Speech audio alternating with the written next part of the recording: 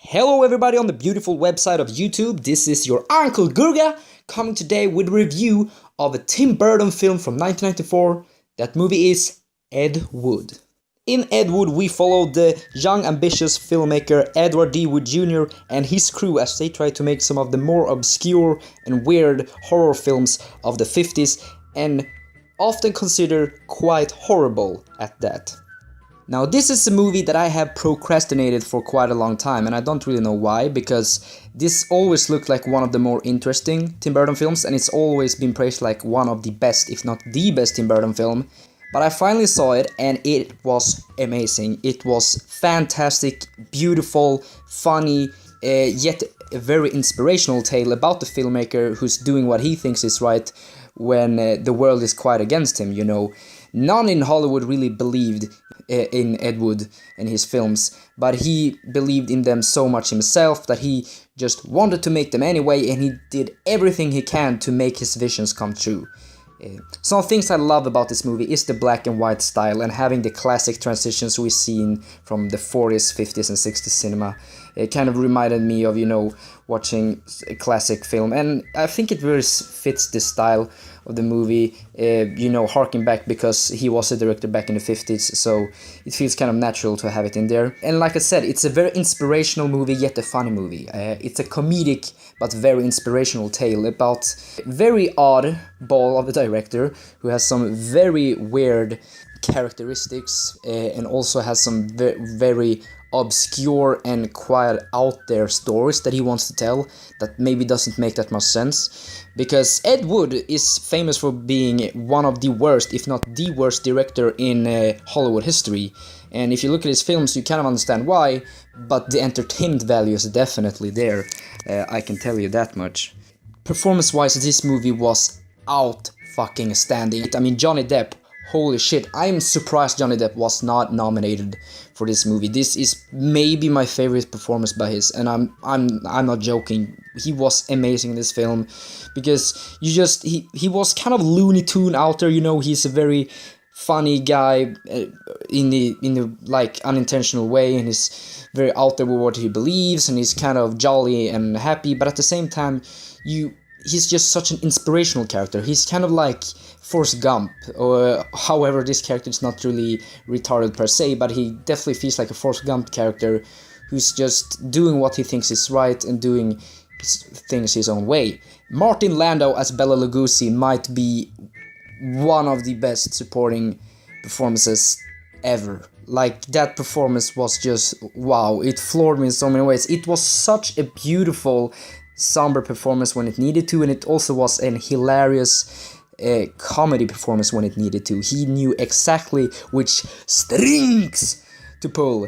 That's a nod to the movie. And I mean, the scene when he is rehearsing his lines, or when he's on set and making the film Glenn and Glenda for Ed Wood, is one of the most incredibly funny scenes I've seen in a long time. He was amazing in this movie, and the characters are fascinating. Follow an old Bela Lugosi who Ed Wood stumbles upon, who wants to be part of his movies because he gets no job, and Ed Wood of course looks up to him because he's the original Dracula, you know. He is a horror icon of an actor, and also, you know, follow him in his life and really follow him as a person who who really was. And then of course, like I said, Ed Wood is such a weird, obscure, has so weird, obscure ideas that he wants to get out there, and it's just amazing to follow. And also Bill Murray has a very small role in this movie. Yeah, I don't know what to say about that else than he kind of plays this flamboyant man. He's a very weird character that has some interesting parts to him, I must say. And of course we have the girlfriends of Ed Wood with Patricia Arquette and Sarah Jessica Parker, and they were great too. I mean, they probably one of the less good things about this movie is those characters not maybe getting enough development, not being on screen enough, and not getting enough time maybe. But the problem is having Ed Wood and Bela Lugosi as the main characters. They are amazing. They are scene stealers from both of them, and they are just fantastic characters to follow and so interesting, so inspirational. So and it's also kind of a twisted story. It's not twisted that it's disgusting or disturbing, but it's twisted in how weird life can be sometimes, and how weird films are made, and just following a director's journey to make what he feels is right. Then again, we don't really know how much of this is true. I really hope most of it is true though, because it felt like it definitely could happen, most of the things in this film, and it was so inspirational, like I said. And it's a very heartwarming film at the same time you know. I think this is kind of, it's a very feel-good film, actually, which I'm not the one who loves feel-good films. I really love the more dark, depressing endings or bittersweet endings, but this movie really left on a kind of positive note, you know. It really felt like a heartwarming tale that's inspirational, funny. Then again, it's very somber and dramatic when it needs to, because it's a real-life events happening in this movie, but fantastic movie, I must say. This, like I said, the things I didn't like about the movie were the characters of Patricia Arquette and Sarah Jessica Parker not feeling that fleshed out. They could definitely have done more to their characters, and I also feel they had the typical biopic ending, you know, where you have like text coming up about what happens to the characters after the ending, and I never really liked that, and I definitely don't like it in a movie like this, where it's such an obscure and weird movie about such an interesting man and character that actually was a real person. And also, this movie doesn't really start with the beginnings of his life, so I don't think you really need to tie it up with exactly how his life ended. I felt it's quite unnecessary to have a text ending just telling straight out what happened to the characters in the film. I don't know. I've never been a fan of that. I don't, because it feels like a movie should end with more like a punch.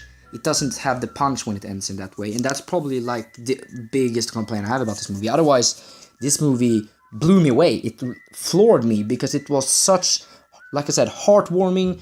It was quite dramatic and somber, but it was such a funny comedy throughout, with real-life characters doing real-life things, those things being quite weird, doing some obscure movies, doing some questionable filmmaking. I mean, it's just a fascinating story from start to finish. Burton as his best, depicting a comedic, fascinating story of an inspirational filmmaker and all the ones who believed in him. In the end, I'm going to give Ed Wood a rate of a 9 out of 10. I thought this movie was fantastic. This is definitely one I need to have on my Blu-ray shelf. I don't own it on Blu-ray yet, but this is definitely one I need to pick up, because yeah, I think people are not exaggerating. This might be Tim Burton's best film. If you enjoyed the video, the review I had here on display, please leave a like and a nice comment. Subscribe if you want more of my content, and thank you for watching. Bye bye.